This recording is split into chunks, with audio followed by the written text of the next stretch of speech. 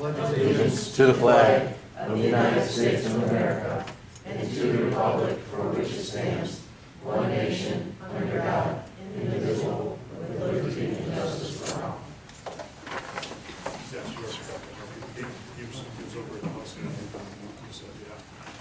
All right, good evening, everyone. Welcome to our meeting this evening. The first item on the agenda is the approval of the agenda. We do have a change to the hiring recommendations under item F.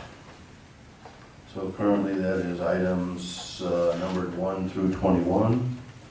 And the motion will now be items 1 through 21 plus, or 1 through 29, and items 22 through 29 will be read into the motion as they were not posted with the motion.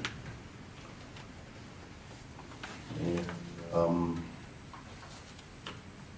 that's the only change I have. Are there any other changes? No. John, on the, forget what it's called, the volunteer, not volunteers, Schedule B or Coaching. Appendix B, thank you. Appendix B, yeah. Could we please take and vote separately on Matt Zulo and Jenna Anderson? They're on, let's see. That Jenna's is on. number G, letter G in new business. Oh, I know where that is. Yeah. There's two different lists, I just want to make sure. Oh, I'm so sorry, I That's forgot. okay. It's Jen Anderson is on Exhibit A1. A1. Is on A1. And so is Matt Zulo.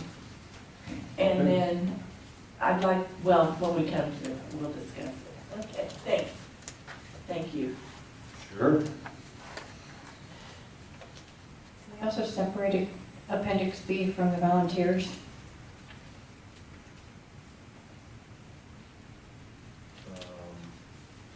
You mean Appendix Exhibit A1 and A2 separate, each set vote separately on?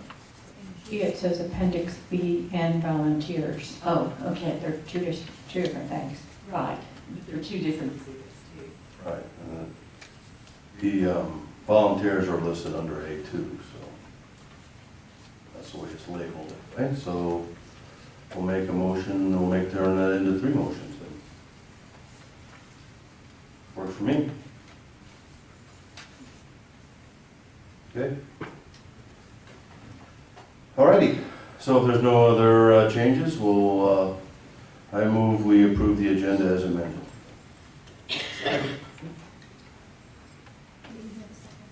Second. Okay, then we'll have a roll call. Motion by Anderson, second by Drake. Mrs. Biondi? Yes, sorry. Ms. Campbell? Yes. Mrs. Conway? Yes. Mr. Munda? Yes. Mr. Walls? Yes. Mr. Drake? Mr. Anderson? Yes. Motion carries. All right, the next item on the agenda is the recognitions, and we have no recognitions this evening. So we'll move on to reception of visitors, and nobody signed in to speak, so if there's any visitors who would like to speak this evening, now is your opportunity to address the board for 3 minutes.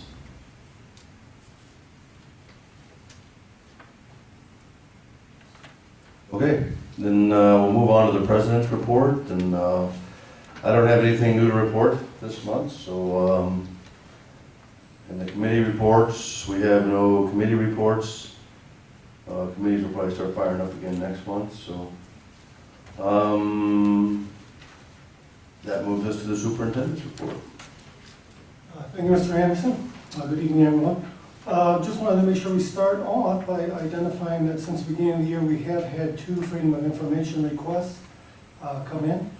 And we had one come in on July 14th from Pat Noonan at Carpenter's Local 1185, who wanted a copy of the bid results for the carpeting installation bid. And request 2 came in on July 14th also from an Adnan Jaffrey at Tiles in Style LLC, who asked for us to also forward them the bid tabulation from that carpeting bid process.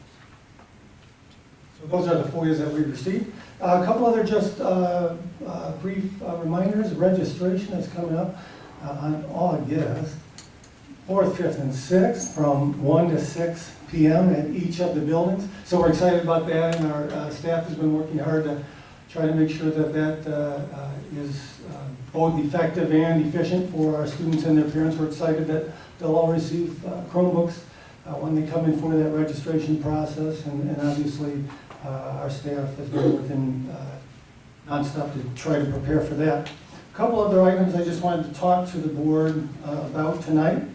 And the first one is I wanted to talk a little bit with Ms. Garrett, if I could, about the Performance Evaluation Reform Act. So I'm going to stand up and go by Willie.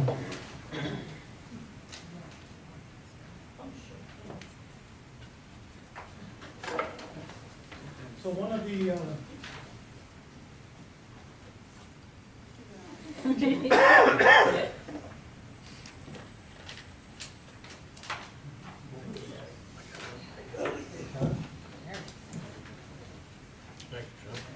So some critical work for us this year has to do with our work with the Performance Evaluation Reform Act. And so for some of you board members, may be more familiar with PARA than others, there are actually two pieces of legislation that happened in the last now 5 years, I guess. One was Senate Bill 7, and one was the Performance Evaluation Reform Act.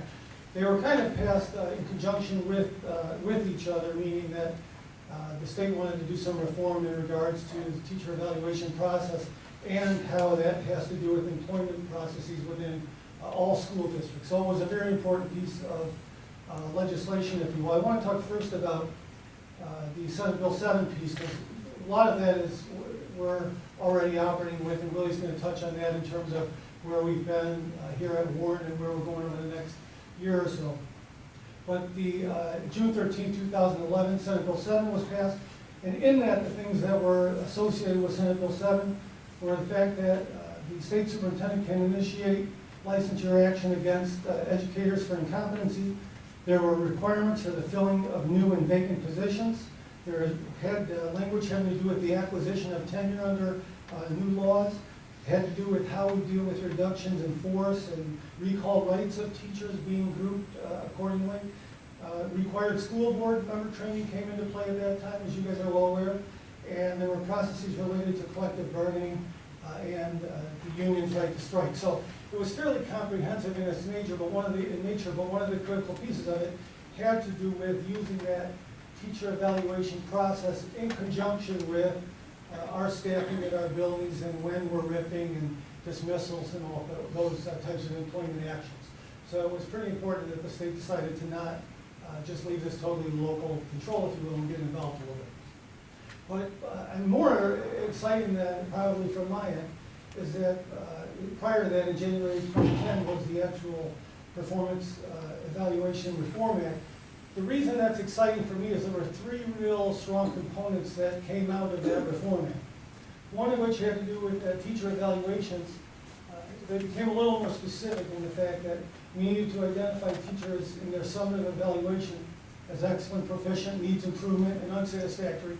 Prior to that, it was fairly random and left to local districts how they deemed people at their summative evaluations. We also, at that point in time, they put in the requirement that our evaluators, of both administrators, of both our principals and our teachers, be trained by the new system that the State Board of Ed hosts. So that was kind of an important development, that until then, the training was fairly random or left to graduate programs, if you will, but ISB put forth a set of training so there would be at least some consistency across the training. But that was when the mandate was put into place that affected districts at different times. Right for Warren, it's the fall of 2016, that 30 to 50% of a teacher's evaluation will be based on student growth. Right? So it was a critical piece for us, and it is a critical piece in regards to actually taking the student growth piece and tying it into teacher evaluation. I want to remind the board, the reason it's so critically important is that the mission statement to maximize achievement and growth of every student, right, through rigor, support, and innovation. It's pretty important right? That even in the mission of the district, we focused in on not just that achievement level, not where students end up, but that growth over time that is so critically important for us to be proud of in the work that we do. And so this piece of here is really an opportunity for us to really highlight the growth that our kids have in the district. So I want to really talk a little bit about what we've already done, what we've been doing, and then the great work that she kind of set into place this summer for our teachers in terms of coming back this fall and getting underway.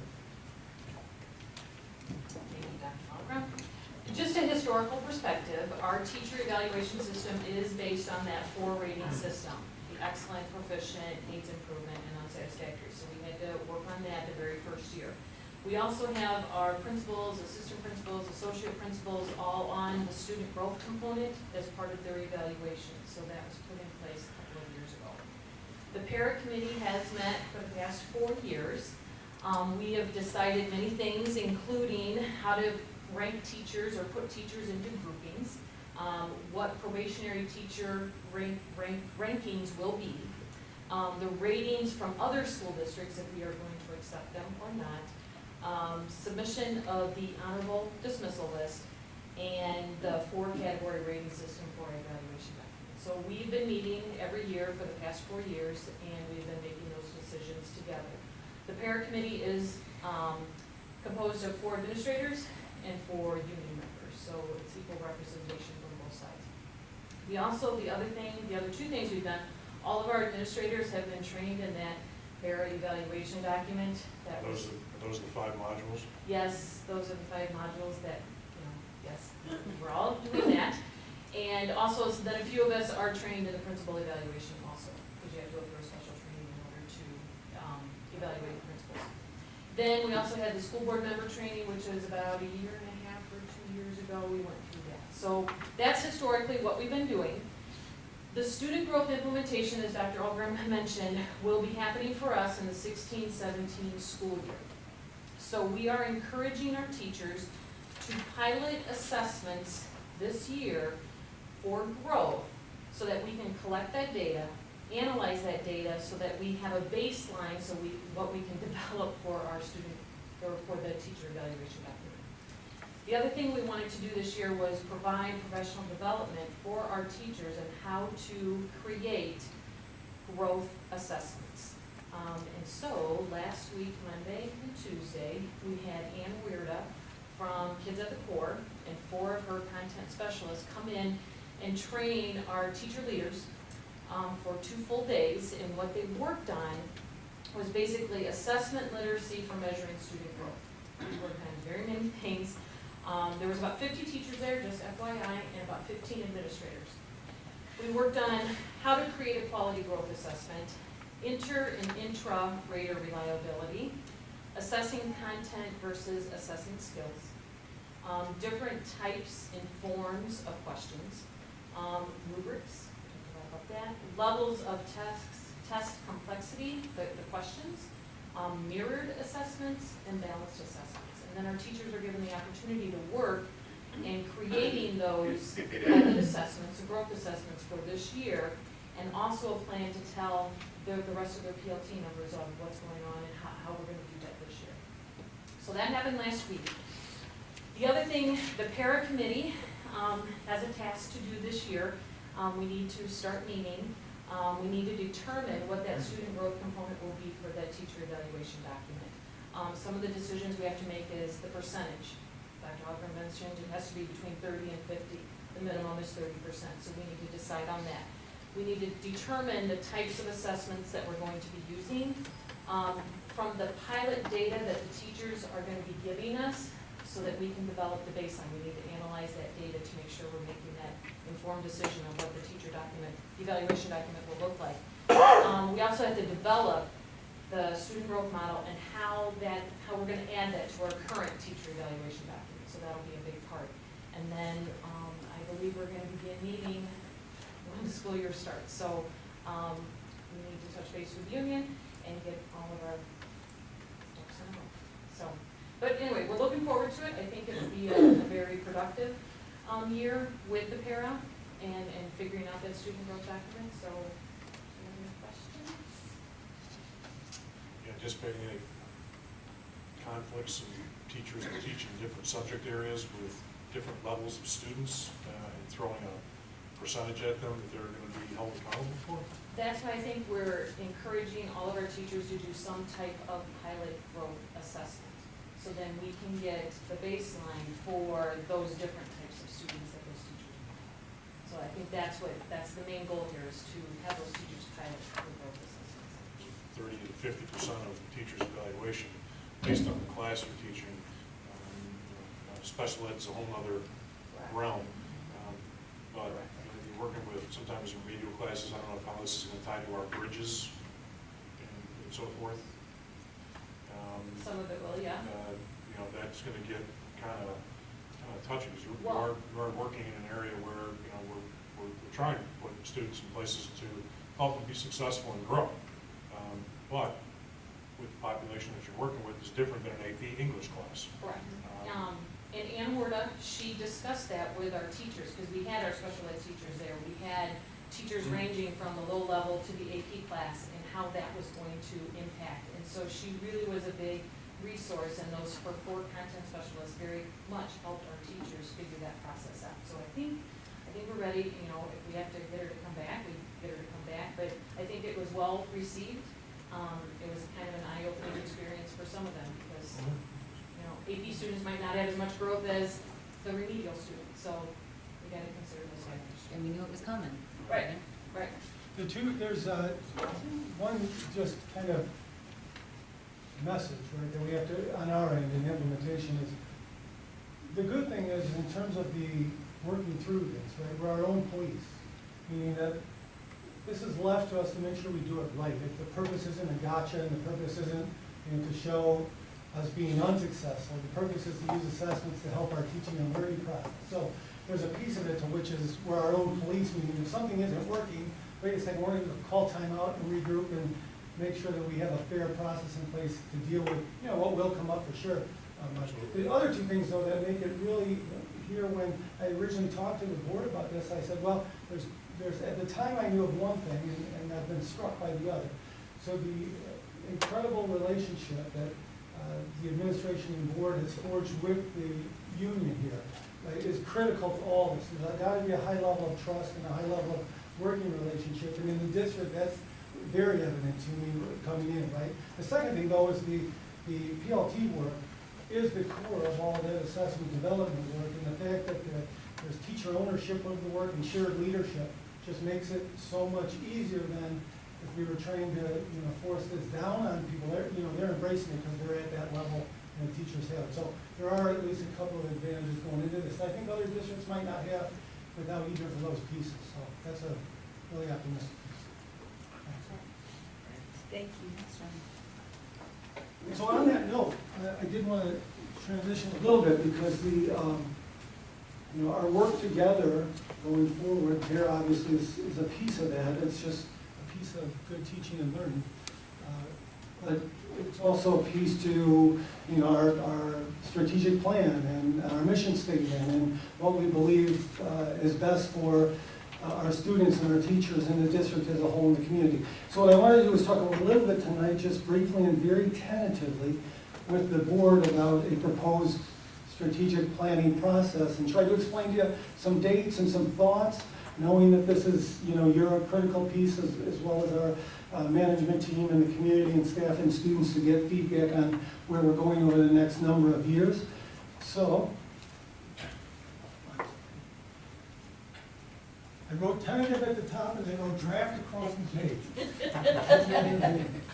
So we should lock this in.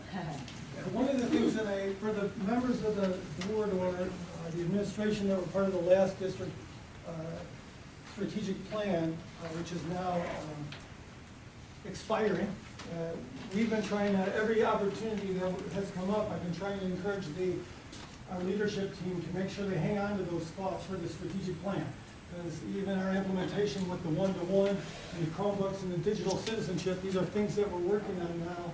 And those are all things that still have to get embedded in the strategic plan and updated for this year's work and going forward. But one of the things that I heard from the people who were in the process the last time around was that the facilitation of it was actually very good. It was, the language, the wordsmithing was pretty good. It was pretty fan-friendly, if you will. The participants felt like they contributed, and at the end of the day, there was a document that came out that was usable and workable, and people enjoyed the process and thought it was meaningful. So I reached out to the facilitator who ran the plan last time, and he came in and met with Carol and Willie and Jean and I, and we just talked through the process, and just to try to see whether he'd have availability. He was very familiar with our district. He did it last time. He knew where we ended up. He kind of was aware of the platform under which they kind of set the table for it last year, and was excited about the opportunity to come back, and if we could make it work, he would be happy to do it again and take us to the next step, if you will. So that being said, the kind of non-negotiable in terms of that process on facilitation on his end was 4 3-hour sessions. No more than 3 hours, but potentially up to 3 hours for all of those sessions. And so what we tried to do was identify four evenings, one of them being a current board meeting. That would be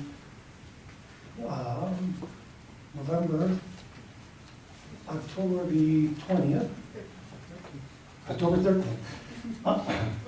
So what we tried to do was, rather than add 4 completely new nights to the board members, because as I talked to you all individually about what timing would be best, right, to participate, all of you were a little bit all over the place in terms of evenings or Saturdays, as you can imagine. So, but what we tried to do was carve out 4 evenings, because that would kind of be necessary. We tried to keep them on Tuesday evenings. We tried to substitute one current board meeting where we would just eliminate a regular meeting and put one strategic planning session on that night, so it's not adding all kinds of new time. But by the same token, August 18th, October 13th, October 20th, November 3rd, and November 10th.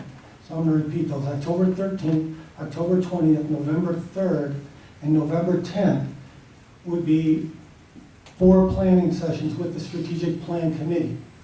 And that committee itself would be probably anywhere between 25 and 60.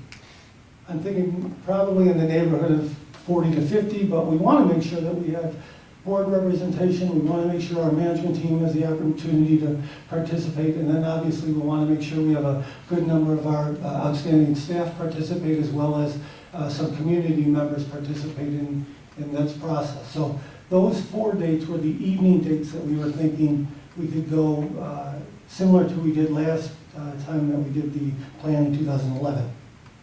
The thing that I talked to the facilitator about, though, was the thing that seemed a little restrictive to me was I told him that we would like the opportunity to try to get other people involved, at least on a 1-day piece. So if somebody's not involved in the 4-session, continuous planning process, could we have one Saturday morning that's pretty much open to either our staff members that can't make it, or we're restricted because of numbers in the evenings, or community members, or anybody who wants to come on the Saturday morning.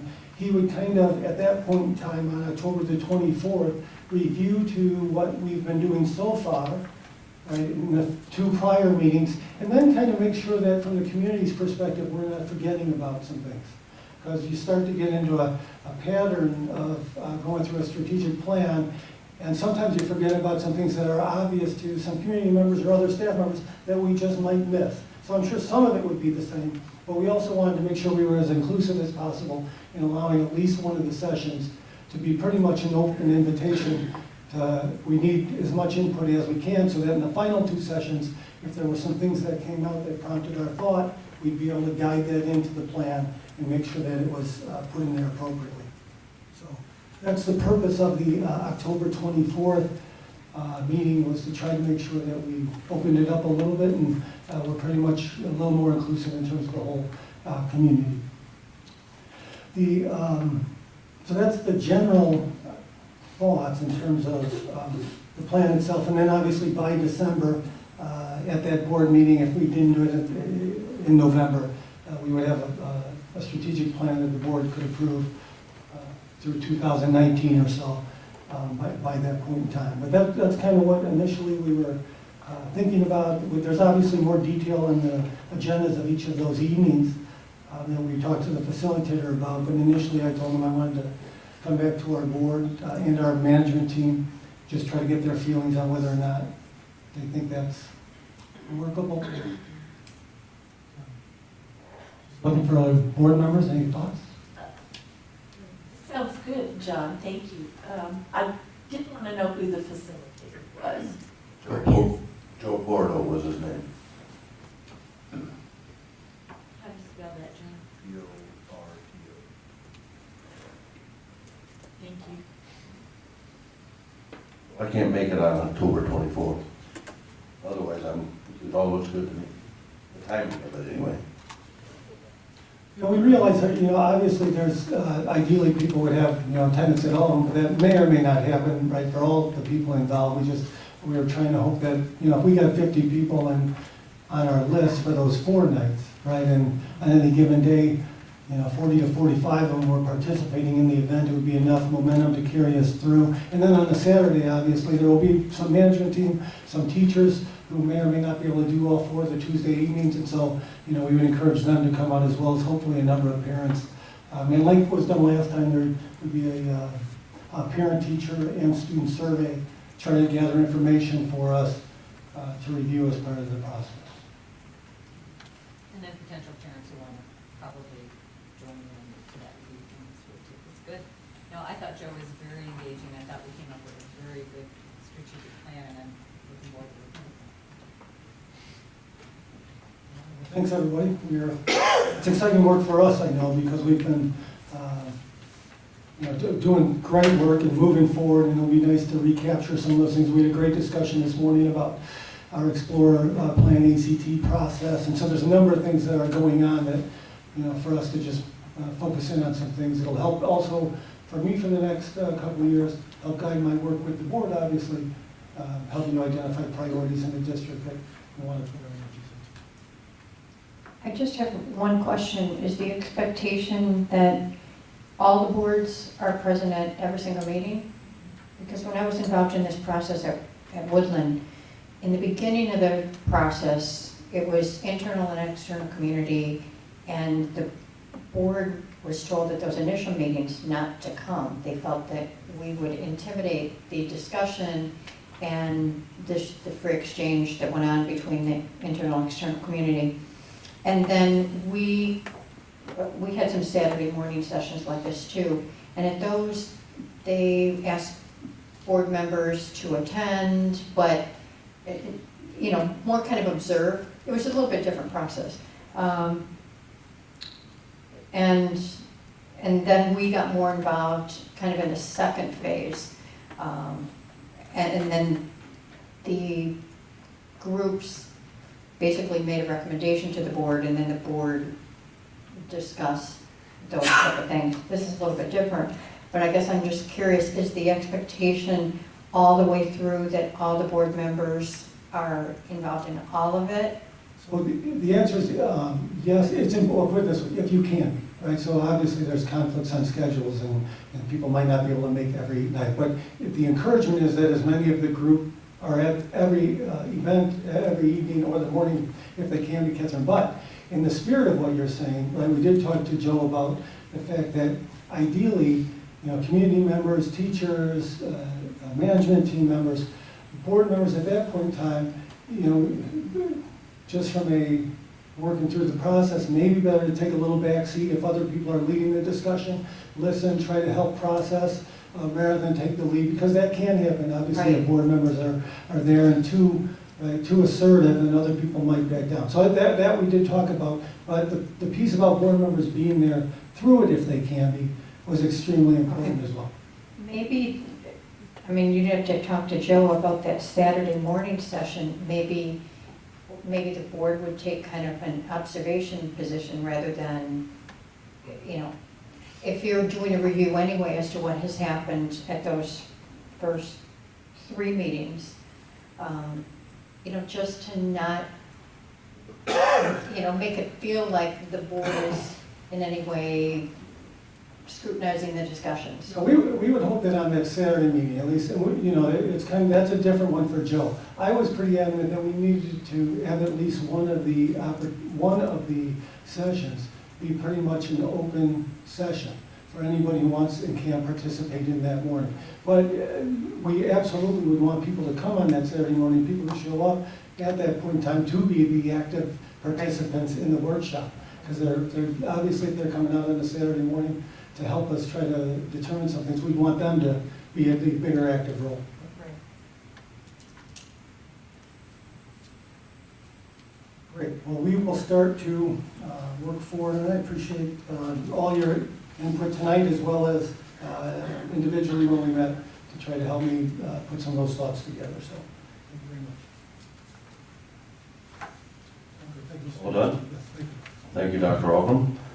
All right, we'll move on the agenda to new business. The first item is the commercial service agreement with Waste Management. The administration is requesting approval to execute a commercial service agreement for the Old Plain and Almond campus with Waste Management under the Village of Gurney's awarded contract. This was a unique opportunity for shared services with the Village of Gurney. They conducted a competitive bidding process for both refuse and recycling services under a commercial franchise. Eric Johnson from the village was kind enough to do a calculation for me based on our bills on what money we would save by entering into a franchise agreement with them and share this service. And that was about $10,500 for the district. We get a competitive bid process, we get lower rates, we get the same service that will be offered to any businesses in Gurney along with the Village of Gurney. So we do recommend entering into this agreement with Waste Management. Any questions that I can answer for the board?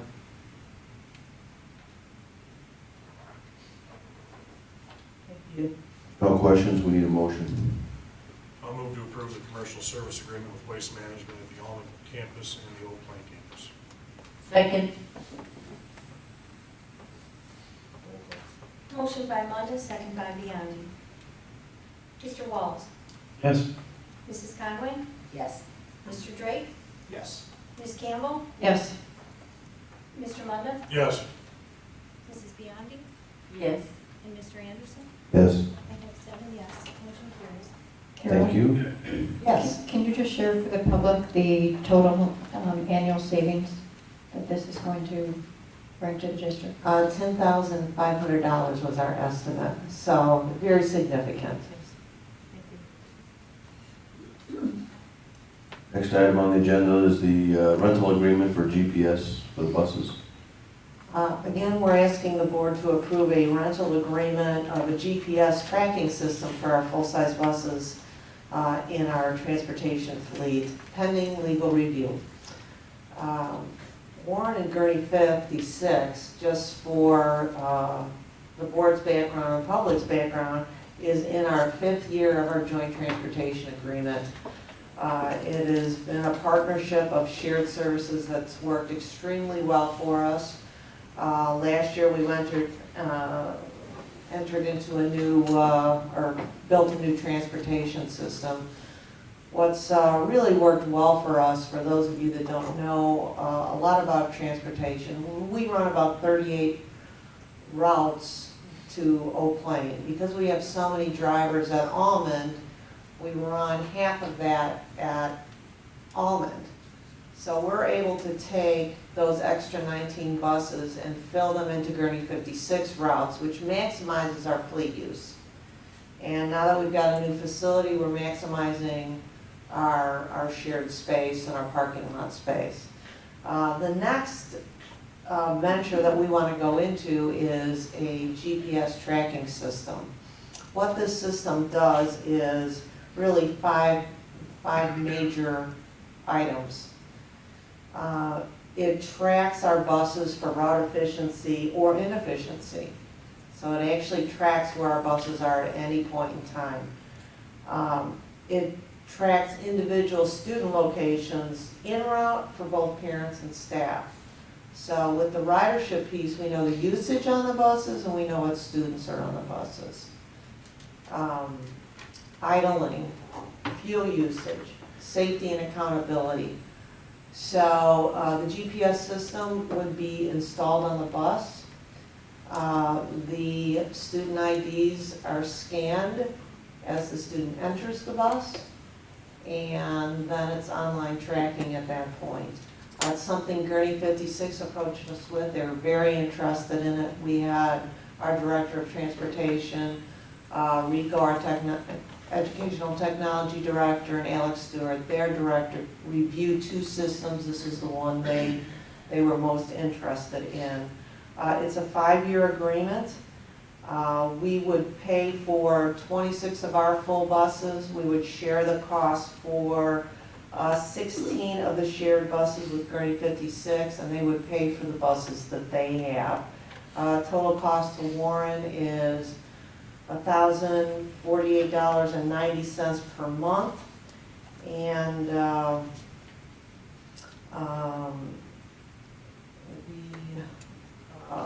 since we do transport nearly 6,000 students every day, we felt this would be a very useful tool for us to make data-driven decisions for transportation. Oswego uses one, Wakanda uses one, Stevenson uses one. Woodland does use a system. They don't track usage and ridership on it. But it's the next logical step to really take data to drive transportation efficiencies and student safety. It would be, again, pending legal review, but we'd ask the board to move forward with this. Any questions that I can answer for the board? Yes, Ms. Biondi. First of all, will the parents be able to track the buses from like their smartphone or something? Yes. Or computer? And secondly, what happens when the student didn't bring his ID badge, his or her ID badge to school that day? Well, first of all, we wouldn't be able to track that student. Right. Would they be able to ride the bus? Absolutely. Okay. There would be a process in place that is now in place that eventually if a student kept repeating, there would be a disciplinary process that the building administration would put in place. Seems like a good system, especially when you know where the students are, who's on the bus and who isn't on the bus. And if there's an accident, you know Where the bus is. who to look for, and so. Where's the bus? Yep. How many people are actually taking the bus? It'd be nice if we had traffic information on it too. No, it will track Just speed. use Google, you'll be It fine. will too. It will track the bus driver's speed and their driving behavior. So, you know, if we've got a bus driver that's got a little bit of a heavy foot, we'll know that. How did the bus drivers feel about this? We have not asked them, but we would look at it from a positive light that, you know, we've got a very excellent crew of bus drivers. And this will help them because they're usually the ones that identify stops that are not correct. And it'll help us identify stops that are maybe should be moved to a better location. So it really will assist them in, I think, certainly not being frustrated that maybe we don't get something corrected as quickly as they would like, because we'll be able to see it, see that the information that they're giving us, you know, we won't have to go out and verify it necessarily. We'll be able to see from the tracking device, you know, traffic patterns and intersections and things like that. Because the bus drivers are truly our best source of information when we're out at routes, and they're an excellent crew. So I think this is just a tool that will help them do their jobs better.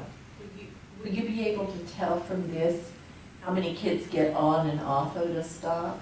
Or off especially is my question. Yes. Yes, so they will scan on.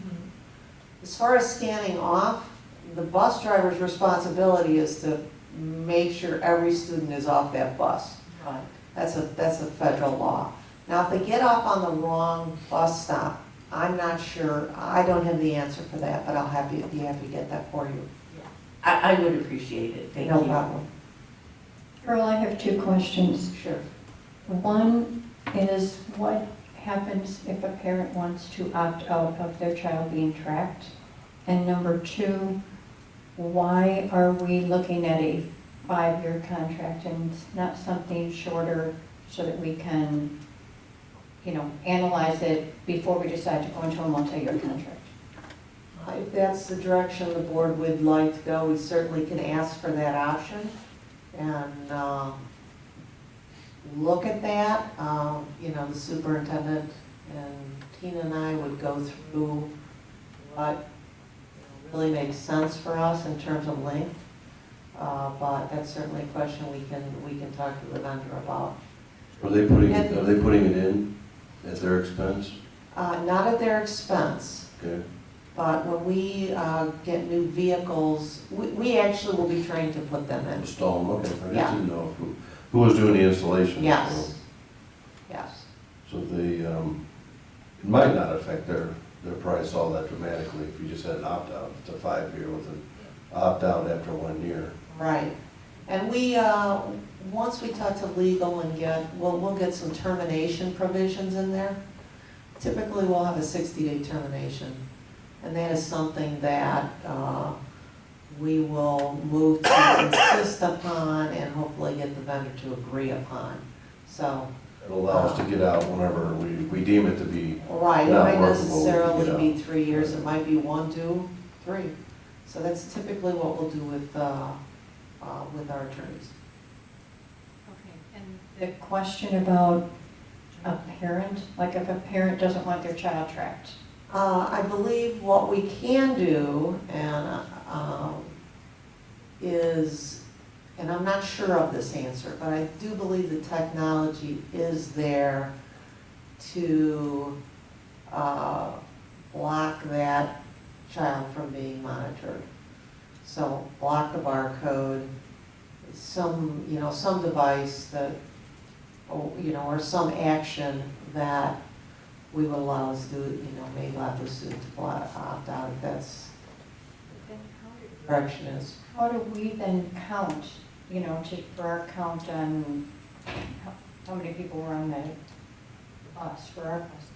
Well, the majority of it will be done by scanning. Okay. The students that forget their IDs won't be scanned. So then we would know on, let's say, Route 23 that there's 10 opt-outs and, you know what I mean? I can't imagine too many people want to opt out, not to I'm have their just kid saying. knowing where their Yeah. kids have to be safe. If it's a weather condition and the kid's on the bus, parents want to know, especially for the little ones. High school kids, not so much, but still, as a parent, tracking my kid to get up, make sure he's on a bus and being delivered to school, I think is a comforting thing. So I don't know how many people are going to really want to back out of a safety issue for their kid, which is no cost to them. I don't know. If they do, it's not gonna be that many, and if they do, then we won't count. I mean, that just won't count. And we can work those details out. And I do understand that there may be a parent that for, guardianship issues or some other issue may not want their child tracked. But we can work that out. So, but I do believe Mr. Mund is correct. I don't think we're gonna have that many opt-outs. And we can just count the opt-outs. Yeah, We could. up to a number. We do manual accounting right now. So, and the bus driver becomes very familiar with those students. Okay? And we need a motion. Is the motion for a 5-year contract or? If we have the legal, for a 60-day. The motion is, I move to approve the rental agreement of the GPS system for full-size school bus fleet and transportation pending legal review. So what we will do is look for options for a termination provision in earlier than 5 years, based on the I'm direction not of the board. comfortable with 5 years, but It's not gonna be 5 years because we're gonna get an opt-out. can sign it for 5 years, and if you have an opt-out, you can get out whenever you want. So what are we looking for the attorneys to put in as an opt-out? 60 days. That means you go 1 year, it's 60 days. Oh, so it's more than a year. 1 year's settled in, definitely. After that 1 year, it's 60 days. I think that would be agreeable to the company, because they don't want to do it for 60 days and then have us walk away. It's not worth their time and the cost they put into it to actually implement the system. So we have to give them some length of time to help offset their, startup costs. So I think a year is fair, and then if it's not working, we should be able to get out. I mean, I think they should understand that. If you want to just change the motion, I would put pending legal review and termination provisions. That sounds good. Okay? I move to approve the rental agreement of the GPS tracking for the full-size school bus fleet and transportation pending legal review and termination provisions. Second. Roll call. Motion by Conway, excuse me, second by Munda. Mr. Walls? Yes. Mr. Drake? Yes. Ms. Campbell? Yes. Mrs. Biondi? Yes. Mr. Munda? Yes. Mrs. Conway? Yes. And Mr. Anderson? Yes. I have 7 yes, motion carries. Okay, carpet bid. On July 13, 2015, the district received bids for carpeting 20 classrooms, removing stair treads in the art wing and girls' physical education corridors at the Old Plain campus. For the board members that took the tour of the Old Plain campus, I believe you'll remember the cracked stair treads. Those would all be replaced. And then we did see some of the classrooms with the buckling carpeting. We would have the opportunity to replace carpeting in 20 classrooms. The bid summary, bid specs, and addendums are attached. The lowest responsible bidder was Rockford Carpetland at $71,945. The administration is recommending approval of the carpet bid and awarding the bid to Rockford Carpetland. Are there any questions that I can answer for the board? Now, Pat Newman submitted a FOIA, but I didn't understand, he's a business manager for a union, is that correct? His probable focus is making sure that we have prevailing wage provisions in our bid document, which we do. Yeah, I remember. So I'm anticipating that's what he's looking for.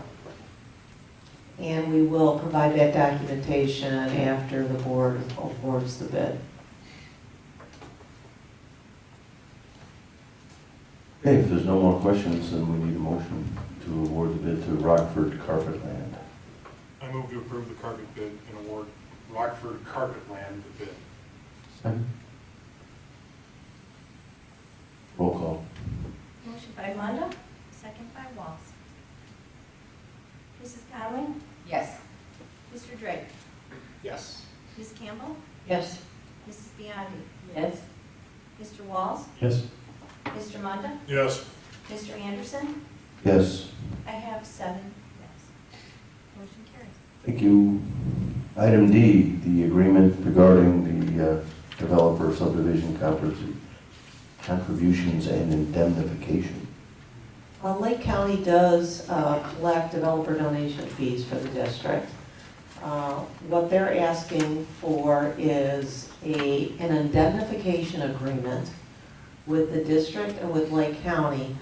What this does, it provides safety to them in case they delay issuing permits and a developer attempts to hold them accountable. So if we want Lake County to continue handling our developer donation agreements, payments, which we do, they ask that we sign this agreement. And it's agreement regarding the receipt of developer subdivision contributions and indemnification in the event of a private agreement. We have done this in the past, and this would be considered a standard practice and protection to Lake County.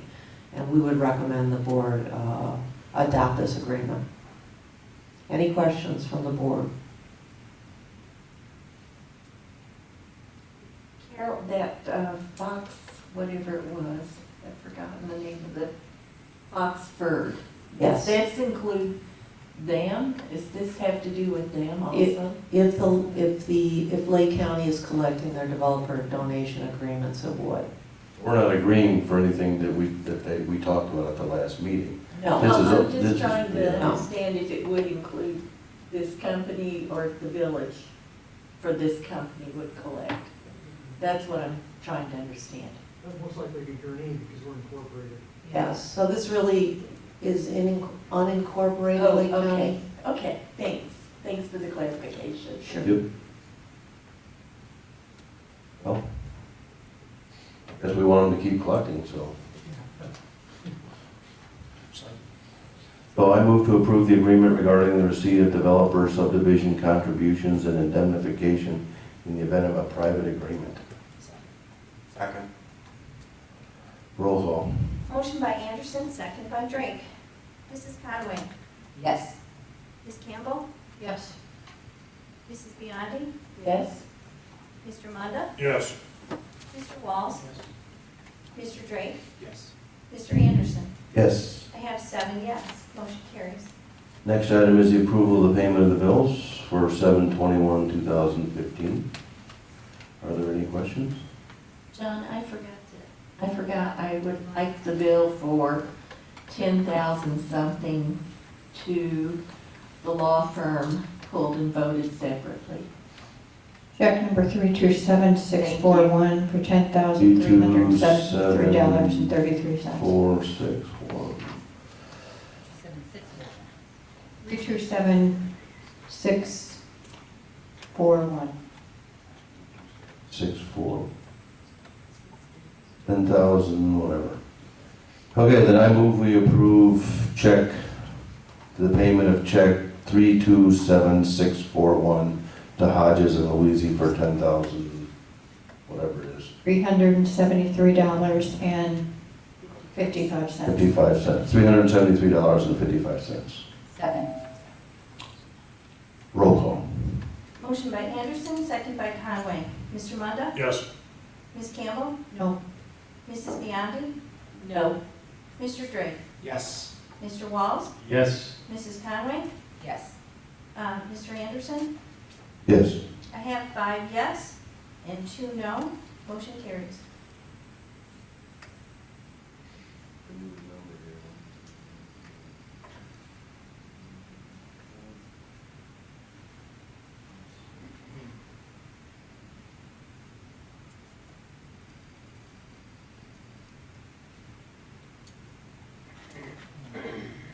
Okay. That didn't work. Oh, yeah, it is. Okay. So I move to approve the payment of the bills for 7/21/15 in the amount of $1,383,869.98. Second. Second. Roll call. Motion by Anderson, second by Campbell. Sure. Okay, Mr. Munda. Yes. Mrs. Conway. Yes. Mr. Drake. Yes. Mrs. Biondi. Yes. Mr. Walls. Yes. Ms. Campbell. Yes. Mr. Anderson. Yes. I have 7 yes. Motion carries. Next item is the approval of the hiring and recommendations in Exhibit A.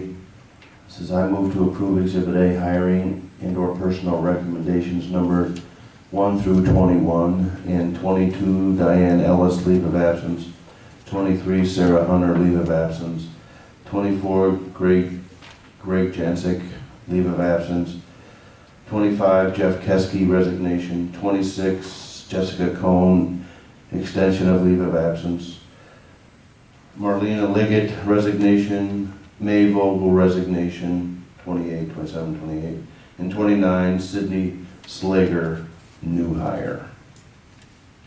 Second. Motion by, Proceed.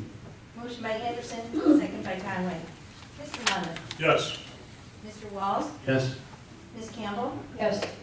Mrs. Biondi. Yes. Mr. Drake. Yes. Mrs. Conway. Yes. Mr. Anderson. Yes. I have 7 yes, motion carries.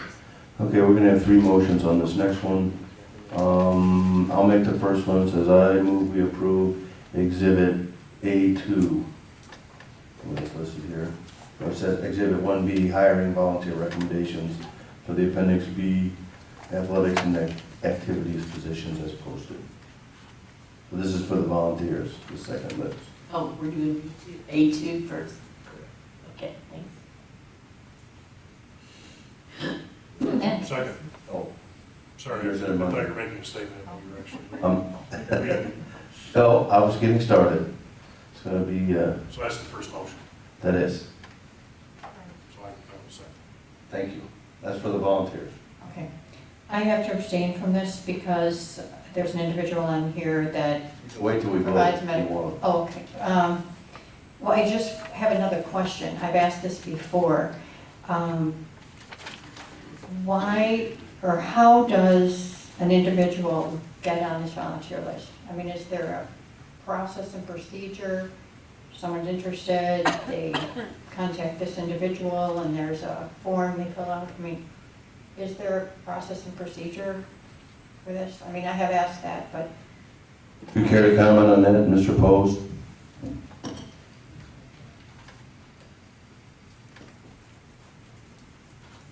The non-medical volunteers are people that are head coaches, known, that are involved in the community, that offer to volunteer and be part of our program.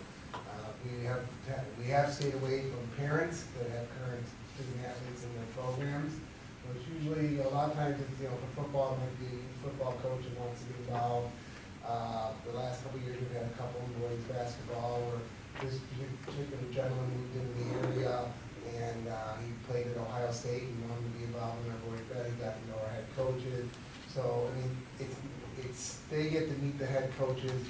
The team position piece, these are gentlemen that kind of get to know our athletic trainers. It's kind of the same way. Our athletic trainers, are recommending and sending kids to doctors, on an as-needed basis.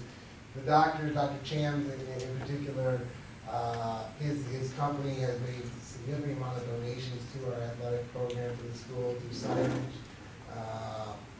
He does not charge to come to games. I would say 2/3 of the schools get charged by the doctors to come to the games. I will also tell you that Dr. Cam's doing a lot of, probably half, or someone from his office comes to our road football games. He provides, him or a staff member provides weekly coverage where they'll come in the middle of the week to take a look at all of our athletes. It's not just really just football. Halftime of football game, Dr. Chams or one of his associates is in the locker room looking at probably half a dozen to a dozen kids and not charging them a dime. If we have kids now, I think it's very important to understand is we have kids that can't go to Dr. Chams because their medical insurance doesn't allow it. We don't tell them they have to go to Dr. Chams. Dr. Chams is available to provide free medical, for home football games or weekly visitations when he comes out to school, one of his associates.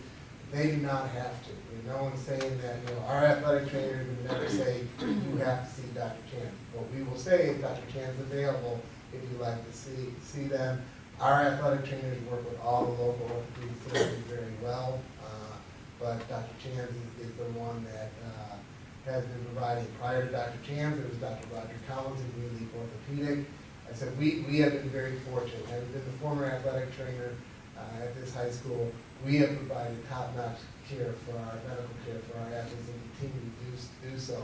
And a big piece is having a doctor's group willing to come on a Friday night after they've been in the office all day and come to a varsity football game or come or make a call. I mean, the last thing I will say is, our athletic trainers make a phone call where some parents might have to wait 3, 4, 5 days or longer to get in to see a doctor.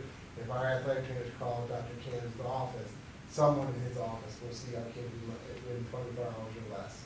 And that to me is a perk that not a lot of schools have. And it doesn't cost us anything, does Dr. Chams have to, and his group have to put signs and make donations? No, they don't, you know. But what they do is provide our kids with, you know, arguably one of the best orthopedic surgeons in Lake County, if not the best, you know, person and group in Lake County. But again, I want to reiterate, and like I said last year, our kids can go anybody they want to go. And we have a lot of military kids that they can't go to Cham because their insurance doesn't allow them. They have to go to the base, they have to follow the procedure. And if somebody else wants to get involved, they just have to get involved with the program. Yeah. I mean, there's not stopping anybody that wants to volunteer to come to the school, meet the coaches, get involved. I mean, anybody can get involved. It's not like we're gonna say, oh, we don't want your help. I don't believe. But So, for us to follow the procedure, that the background checks and everything, and you know what, kind of get to know the person to make sure there isn't a hidden agenda that, you know, their kid's a seventh grader and they want to get involved in the program, so when their kid, you know, is ready to play that sport, they're not trying to muddy the waters a little bit in tryouts. Okay. On each of the medical providers, it's similar to Dr. Cham, so with Dr. Vora, Dr. Birmingham, Nathan Clark, it's the same relationship. Yeah, now, and all the medical, anywhere, you know, Dr. Clark is a former Warren grad. He comes in on Thursday afternoons and is available for all of our athletes to be seen. But again, it's communication with the parents. We just don't let the athletes, because of their age, we don't let them say they're going to just see, you know, Dr. Clark. They have to, everything has to be approved by the parents, you know. Same with Dr. Chams, you know, he's communicated with the parents. Obviously, the difference with Dr. Chams or an associate on the game, their football game, we really don't have time to ask the parents, okay, if Dr. Chams looking at their son or daughter playing on the field or, you know, court or whatever it might be. But if we're going to arrange just like a volleyball player to see Dr. Chams at halftime of a football game, the parents will have them informed. We don't just, you know, say, come, you know, our athletic trainers contact them and say, opportunity, you know, at halftime, one of the orthopedic doctors will be there, we'd like to have your daughter, son seen.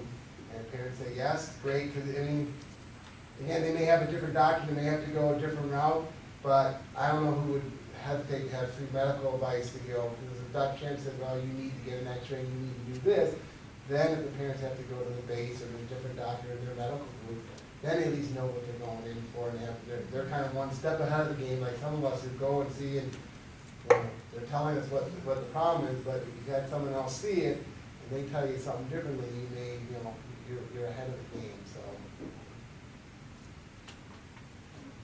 Okay, so we need a roll call on the volunteers. I have a question. Yes, sir. If I have a personal, current, or past relationship with any of the doctors that you go on this list, should I abstain? I'm stating because of that.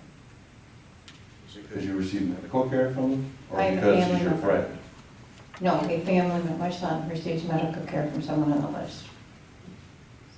I think that's a gray area myself, but if you can abstain if you'd like, it doesn't. If you don't have a personal relationship with him, if he's your friend or something, that's one thing. If it's just you've been to see him as a patient, then to me, that's a different issue. You should be able to vote yes or no, because you're not in business with the guy. But anyway, vote your conscience. Roll call. Okay, motion by Anderson, second by Munda. Ms. Campbell? I'm abstaining, my son seeks medical care with someone on the list. Ms. Biondi? I'm abstaining. I know two of the doctors on the list. Mr. Walls? Yes. Mr. Drake? I'm going to abstain. Mrs. Conway? Yes. Mr. Munda? Yes. Mr. Anderson? Yes. I have 4 yes and 3 abstentions, so the motion carries. Okay, then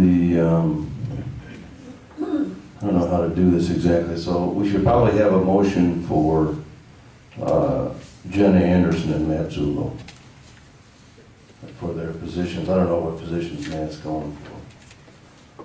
Well, one of them is sophomore sponsor. I'm sorry, one of them is first sophomore sponsor. Probably I Matt. don't, yes, it is Matt. Okay, so we did a motion for Matt Zulo for sophomore sponsor and Jenna Anderson for varsity softball coach. Matt football, so. Oh, Matt for football too. I was looking because I thought I'd seen his name somewhere else. Yeah. You want to football separate the two of them, coach. just make it easy. Well, just put the two together in one motion. So someone needs to make the motion besides me, obviously. I move to approve the Exhibit 1A and Exhibit, were they both on 1A? Yes. Yes, so, recommendations to hire Matt Zulo and Jenna Anderson in their respective positions. Second.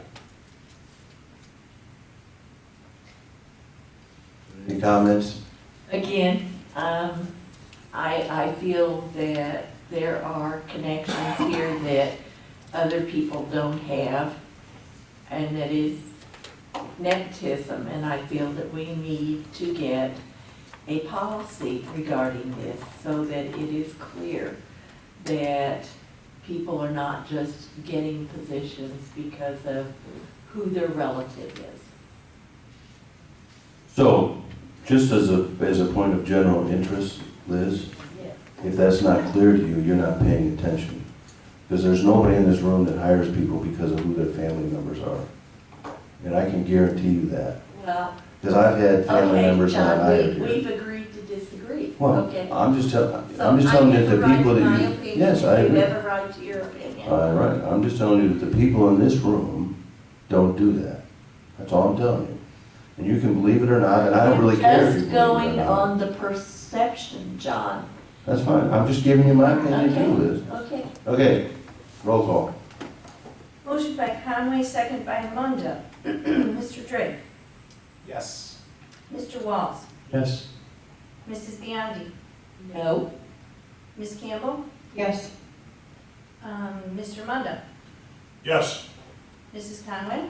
Yes. And Mr. Anderson. I abstain. I think everybody knows why. So I have 5 yes, 1 no, and 1 abstention. Motion carries. Okay, then the last motion is for the rest of the Exhibit A1. So I move to approve Exhibit A1 as amended. Recommendations for the Appendix B athletics and activities positions. Second. Roll call. Motion by Anderson, second by Drake. Mr. Walls. Yes. Mrs. Conway. Yes. Mr. Munda. Yes. Ms. Campbell. Yes. Mrs. Biondi. Yes. Mr. Drake. Yes. Mr. Anderson. Yes. I have 7 yes. Motion carries. Okay, next item is the approval of the regular meeting minutes and executive session minutes for June 23rd.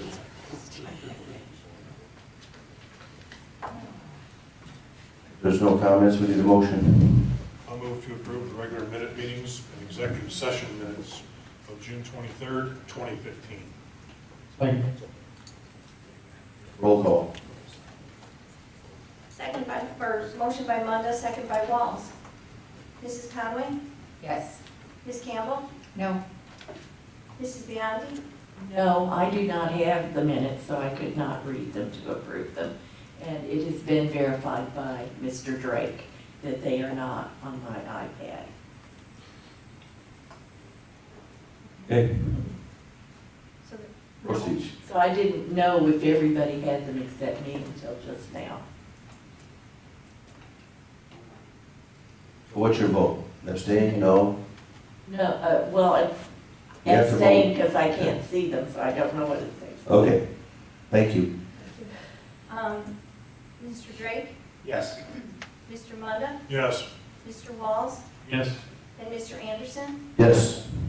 I have 5 yes, 1 no, 1 abstention. Motion carries. Next item is the approval of the special meeting minutes and executive session minutes for July 14th, 2015. I move to approve the special minute meetings and executive session minutes of July 14th, 2015.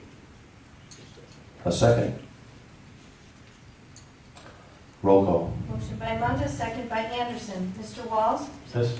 Mrs. Biondi. No. Mrs. Conway, Yes. Mr. Drake, Yes.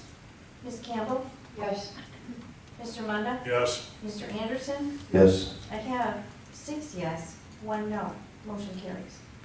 Old business, developer donations with Foxford LLC. Excuse me, order, sir. Yes, ma'am. I guess I missed it. Did we vote on the executive session minutes of June 23rd? Yeah, it was all the same motion. Oh, okay. Yeah. Sorry. No problem. Does everybody want a refresher from the Foxford group? Do you remember we talked about last night looking for a reduction, I believe? It's the property of Bobby's. Correct. There's corn there right now. Yeah. Just a little aside. Well, what we're asking the board to give us authority to do is to work with Woodland District 50 to negotiate a reduction in fees not less than 50% of the current developer donation. And now, if you give us authority, we would bring the negotiated agreement to Mr. Anderson and Mrs. Conway for approval. Do that? You can negotiate a developer donation. Oh, I agreement. understand that, but to only have Mrs. Conway, our secretary, and Mr. Anderson, our president, approve it. But we're approving, there would be not less than 50%, so if it's not less than 50%, then we can sign it. If it's less than that, then we'd have to come back. I think that's what you're saying, correct? That's correct. The developer donation agreement requires 2 signatures. What we're Correct. asking for is approval for the board to allow us to negotiate within those parameters established. Not less than 50%, but a calculation that's consistent with Woodland District 50. I'm comfortable with you negotiating with Woodland and coming up with similar terms here, but I think it should come back to the board. I do too. That's why I was questioning whether we can do that. So would that delay something to wait till the August meeting? Mr. Kellogg, I'd like to have him address that question. Okay. Let it rip. Thank you. As far as the negotiations, I have talked to Bob Leonard quite a bit over at Woodland, also along with Superintendent Joy over there, and I think that we're on pretty much the same page with all that. I guess the question would be, is for coming back at the August, would it be the August 8th. The 18th? So you're on it would be the 3rd Tuesday of August? That's correct. I mean, if there's corn there, they're obviously not gonna harvest it before August 18th. Well, it doesn't have to do with corn or combining or anything like that. It has to do with the village board approvals and all that we're trying to get on this project. They will not act upon the project because obviously they look to make sure that you guys have had your say on things. And What was your target goal then, Mr. Kellogg? one of our goal dates was going to be on the 17th of August, potentially for a village board meeting. So it becomes where it doesn't become tight, it becomes upside down there. Within the contract for the sale, the property for us purchasing, we would be able to go into September, but if I go before the village board and I say things are open, it just becomes a little bit more, not chaotic, but it becomes a lot more hypothetical. And to be able to go and stand before them, whether it be plan commission, which right now, plan commission would be either the 5th of August or later in August, or who knows? It kind of works around as we work through all the approvals and the, what's called the planned unit development agreement. But I guess the one question would be is, if you guys had a problem with the 50%, that is what we would be asking for. We don't have a problem with the 50%. They're just discussing whether or not we can fully approve it at this point without having the actual agreement in front of us. It's not a question of the 50% is fine. Okay. I mean, we're gonna vote on that right now and say it's fine. It's just when we actually sign the document. If it's based upon the legal terms of the document, and I can go back to Gurney and say that in principle, we're in agreement, that at least starts to make me feel a little bit more comfortable, and I can. Why don't you talk to them, and if it's a problem for you, then before the 17th, we could probably try to get enough people together to vote on it if it becomes critical, because we don't want to hold you up, we want you to build something in the city, so. But if it's perfectly legal for the two of us to sign it. We'll find all that and out, agree, yeah. then there should be no reason we I shouldn't do that. We'll find out, yeah. So let's just vote on this motion, and then if he needs us, I'd like to recommend a change in the motion. okay. I would change the motion to say that I move to approve the developer donation agreement with Foxford LLC at 50% of the current developer donation agreement. And Okay. ask you to approve that. Works for me. Then we do it at 50%. So there is no negotiation needed then? No, we'll just go in at 50%. Okay. Right. I move to approve developer donation fee with Foxford LLC at 50% of the current developer donation agreement. Second. Roll call. Okay, motion by Anderson, second by Munda. Mr. Walls? Yes. Mr. Drake? Yes. Mrs. Conway? Yes. Mrs. Biondi? Pass. Ms. Campbell? Yes. Mr. Munda? Yes. Mrs. Biondi? Yes.